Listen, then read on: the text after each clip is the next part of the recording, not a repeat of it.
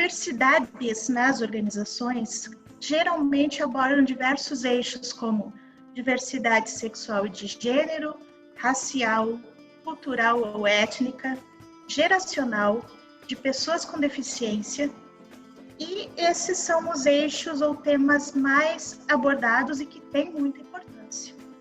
Porém, existem diversidades, como por exemplo a diversidade cognitiva, que teria a ver mais com estilos de pensamento ou vieses de pensamento e tomada de decisão, que ela ainda é muito pouco abordada.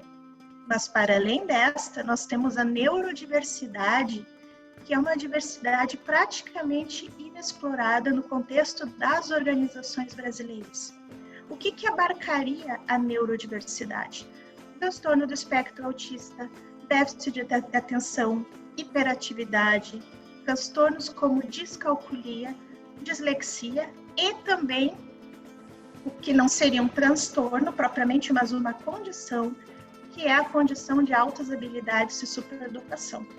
Que mais precisamente o meu livro, ele aborda a neurodiversidade no campo da administração, como uma expressão da diversidade, mas ele foca principalmente nas altas habilidades e na superdotação. O que particularmente nós percebemos a partir da própria revisão da literatura, em contato com consultorias, com o mundo corporativo, é que o tema da neurodiversidade, nessas expressões que eu já citei, principalmente na questão de altas habilidades e superdotação, ele normalmente vem sendo negado ou ignorado por consultorias e por empresas no Brasil. Lá fora nós temos uma outra realidade. As raras empresas que abordam o tema se concentram hoje na área de tecnologia da informação, normalmente são multinacionais e focam apenas no sujeito dentro do transtorno do espectro autista, que por si só já é um grande avanço, mas não é suficiente. Quem são essas pessoas com altas habilidades e superdotação e as suas principais características que não são só cognitivas, como curiosidade, memória, raciocínio, habilidades em diferentes áreas acima da média, mas também são emocionais, como sobreexcitabilidade, desenvolvimento assincrônico, perfeccionismo exagerado, elevado senso de justiça, exacerbação da síndrome do impostor, só para citar alguns. O livro ele cita mais de 20 mitos apontados pela literatura sobre altas habilidades e superdotação, e que esses mitos contribuem para a invisibilidade do sujeito superdotado, por assim dizer. Muitos adultos desconhecem sua condição como pessoas superdotadas desde a infância. Há no Brasil pelo menos 48 mil superdotados identificados pela educação básica pública. Para além disso, há uma série de subnotificações, não há dados sobre o ensino superior, público e privado, e não há dados sobre o ensino privado em geral. Há também interseccionalidades, pessoas com outras diferenças. LGBT+, vou tratar só superdotados para resumir, né? Mas LGBT+, superdotados, negros superdotados, mulheres superdotadas ainda mais invisibilizadas pelas questões de gênero, pessoas de outras etnias e culturas, gerando um desafio duplo da inclusão, inclusive pessoas com deficiência que também têm a condição de altas habilidades e superdotação. Tem também as pessoas com transtorno do espectro autista que também têm uma identificação de altas habilidades e superdotação, muitas vezes a identificação é equivocada, e por vezes o apagamento ou a invisibilização da causa na inclusão por essa identificação equivocada. As escolas e empresas apenas focando nas deficiências e no autismo, que são sim muito relevantes, a questão das altas habilidades e superdotação, ela sequer chega a aparecer em algumas discussões, bem como nós temos a questão da superdotação no esporte, que é praticamente inexplorada, e a superdotação underachievement, que é o superdotado, que ele tem déficit de desenvolvimento em algumas áreas, provavelmente por desinteresse ou por outras questões. O mito da genialidade e da perfeição e de que são pessoas que não precisam de auxílio nenhum, esse é um dos 20 mitos que contribuem para essa invisibilização do sujeito superdotado. Desafios da empresa, ou das organizações em geral para a inclusão, são semelhantes aos desafios da inclusão de outras diferenças. Se a organização não tem uma política de diversidade que abarca outros eixos com qualidade e sensibiliza as pessoas para o respeito à diferença alheia, será quase impossível ela também pensar nessa outra diferença que ainda é pouco abordada. Pessoas superdotadas na organização, por vezes, passam por arrogantes, que sabem tudo, que nunca erram, que não precisam de ajuda, que trabalham sozinhas, normalmente porque querem, e que acabam se sobrecarregando, muitas vezes, na gestão de equipes, têm vários de seus talentos e múltiplos interesses, ou as multipotencialidades sufocados pelo próprio sistema, acabam passando ainda mais invisíveis e desenvolvem potencialmente transtornos de ansiedade, depressão, estresse, muitos no contexto do trabalho e bastante expostas a situações de assédio moral. A pessoa com deficiência e superdotação concomitantes sofre mais ainda, pois por conta das cotas, as organizações apenas contratam a pessoa com deficiência para cumprir um número, focando só na deficiência e não explorando as demais diferenças e potenciais e habilidades que se sobressaem nessa pessoa. E finalizando, quais que seriam os caminhos para a gente pensar sobre esse tipo de inclusão também? Exercitar o olhar sobre a diversidade e inclusão no dia a dia das organizações e em cada pessoa, pois as principais barreiras são atitudinais.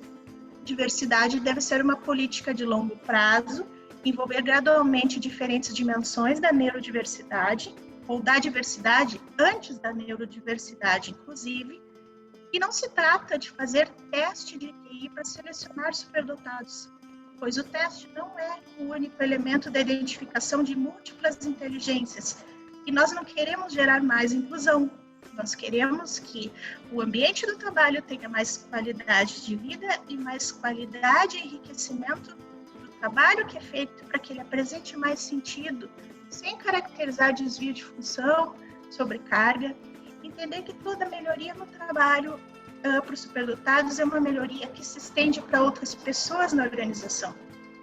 A diversidade cognitiva traz alguma coisa que a gente não vê, que não fica exposto na foto, mas que é muito importante e, obviamente, pode vir desta representatividade também, que são as diferentes formas de pensar, né? A gente entende que o grande valor, na realidade, da diversidade, saindo dessa questão de igualdade, justiça social, que no Brasil é uma realidade, e eu acho que nós precisamos ficar muito atentos a isso, a entender que não estamos falando de diversidade única e exclusivamente porque isso é bom para o negócio, eu acho que é bom sim, e é importante, mas também é o certo a fazer. Então, diversidade tem uma questão ética a se colocar, uma questão de justiça social a ser colocada, mas temos também uma questão de dessa diversidade cognitiva e essa pluralidade, que é como a gente chama dentro da For All, de perspectivas de vida que ajudam as empresas a resolver problemas complexos, né? E aí, voltando a essa questão, trazendo um pouco também sobre a questão, né, dos superdotados e falando sobre como é que a gente, né, inclui essas pessoas, né?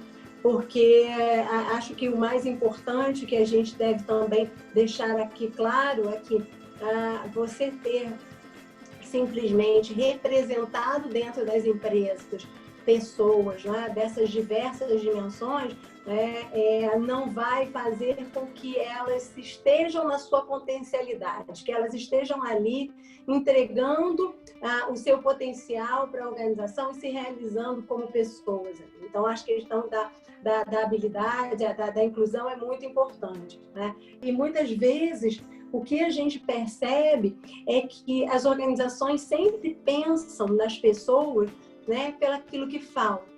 né? Então, a pessoa com deficiência, ela tem o problema da mobilidade, a mulher, né? Falando de grupos minorizados, né? A mulher, ela não pensa como um homem, né? O negro, muitas vezes, vem de uma camada menos favorecida em termos de classe social, então ele vê isso de uma outra forma, sim. Mas é exatamente deste lugar de fala que nós queremos ver essas pessoas.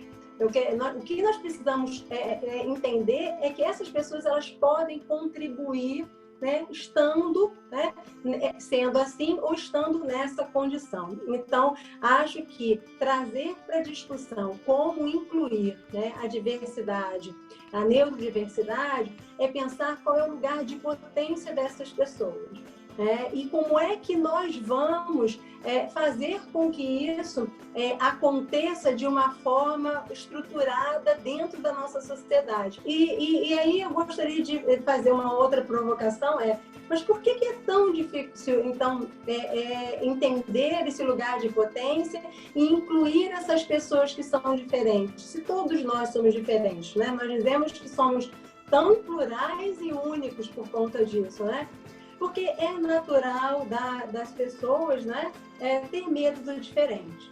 Né? Então, acho que essa é uma grande realidade que a gente precisa estar conversando. O Léo já colocou para mim aqui que o meu tempo está esgotado, então eu termino aqui falando dessa provocação. Né? A gente tem as leis de cotas de inclusão, que tem uma porcentagem para fazer inclusão, que é determinado por lei. E essas leis não são... A cota, a maioria tem muitas empresas que preferem pagar do que contratar, né? Então, na verdade, a contratação de pessoas com necessidades especiais, e aí entraríamos até a questão, falamos de qualquer necessidade, não só... Pode ser sensorial, pode ser cognitiva, pode ser afetiva, pode ser de locomoção, pode ser de comunicação, né? Não necessariamente com déficit de inteligência, né? Pode ser uma superdotação. Assim, é menos de 1% que no Brasil hoje, apesar de ter uma cota de 2%, né, de vagas, assim, não atinge nem 1%. Né? E as vagas que são ofertadas, geralmente, elas tendem a adaptar a ser vagas que tendem a fora do serviço público, né? Pensando na empresa privada, a de baixa qualificação, né? De baixa qualificação ou que seja de uma forma precarizada, com salários menores, que dificultam a inclusão e dificulta até a demanda de procurar essas vagas, né? Bem, uma das coisas que são levantadas é que as empresas têm medo de empregar o que eles não conhecem, que é a Ana Paula, o medo do diferente, né? O que favorece a inclusão, né? A inclusão do trabalho, da inclusão. E, assim, as pessoas que têm uma concepção mais inclusiva eram as pessoas que confiavam mais no outro, né? Teriam uma tendência a confiar nos demais. Então, assim, que acham que, então, para poder trabalhar ou pensar no ambiente onde o diferente é você... então, as pessoas que confiam mais e são mais cooperativas, elas tendem a ter uma aceitação e uma concepção mais inclusiva, né? E aí a gente entra numa questão que é muito cara da psicodinâmica do trabalho, que Deju coloca, que é a questão dos modos de gestão, né? Dos modos de gestão e da gestão cooperativa. E assim, uma das outras coisas também que são levantadas também dentro dessa, como a gente fala, a gestão é fundamental no processo de inclusão, né?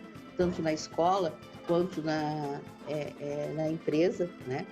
E assim, o que se pensa até hoje, assim, se pensa em uma adaptação ao ambiente, ao local de trabalho. Não pensa numa gestão desse processo de inclusão, uma adaptação que favoreça as potencialidades. Porque para isso teria que haver um reconhecimento do diverso, do diferente, do outro, das singularidades, e um espaço para que de confiança, que a pessoa possa se expressar, porque uma das grandes problemas é a questão do autocancelamento. Então, eu acho que eu não sou capaz, então nem mostro o que eu posso, né? Ou porque eu acho que vou ser criticado, porque já tem um histórico de cancelamento, que é um histórico de inclusão, que já vem desde da dificuldade de inclusão, que já vem desde a escola. Então, ele se reflete no ambiente de trabalho, né? Onde todo o pensamento totalitário, que todos temos que ser da mesma maneira, pensar numa gestão mais por metas, né? Metas e produtividade, e não pensando na qualidade das relações, né? Então, assim, a questão da inclusão, pensando na inclusão das pessoas, o que é que falta para incluir essas pessoas, é o que está faltando, acho que para todas nós, em termos de saúde, na qualidade das relações de trabalho, né? E aí os atos gerenciais, eles são fundamentais, né? Os passos que a gente pensa no processo de inclusão, a gente pensa em cooperação, solidariedade e reconhecimento do trabalho, da inteligência real, do trabalho real, né? Pelos pares, pela chefia, a oportunidade que possa acontecer, né? Então, essa dinâmica, que ela é fundamental, pensando na inclusão das pessoas portadoras de necessidade especial, mas ela é fundamental para a inclusão de todos nós, né? Em termos, nas nossas singularidades, né? E do diferente.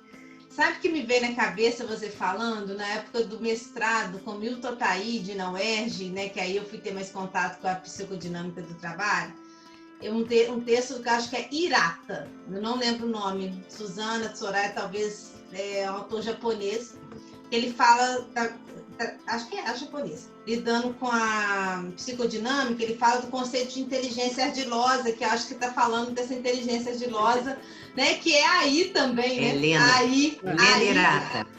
É Hirata? Helena Hirata. Helena Hirata, isso, lindo, maravilhoso. Eu falei, gente, a gente tinha que estar falando de inteligência ardilosa, mais do que de inteligência artificial, ou tá juntando a inteligência artificial à inteligência ardilosa, que isso é lindo, né? Que essa questão do prescrito e do real, e de como a gente acha que humanos seguem padrões, e nem sempre eles estão querendo seguir esses padrões, né? Eles estão fugindo desses padrões e criando novos padrões por meio da inteligência ardilosa, para fugir até desses controles, das formas de dominação. Então, achei a Soraya falando e juntando tudo que vocês falaram, me veio isso, e eu tô aqui assim com a cabeça bombando assim, de ideias.